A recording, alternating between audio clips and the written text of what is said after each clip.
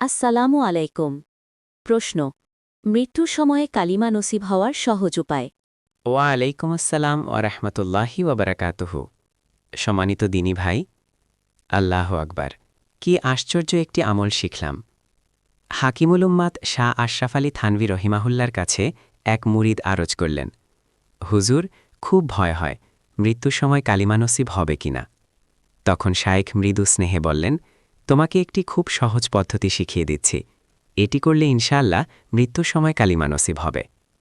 পদ্ধতিটি হল, কোনো এক সময় 2 রাকাত সালাতুল হাজাত আদায় করবে, তারপর মনোযোগ ও ভালোবাসা দিয়ে কালিমা শাহাদাত পাঠ করবে।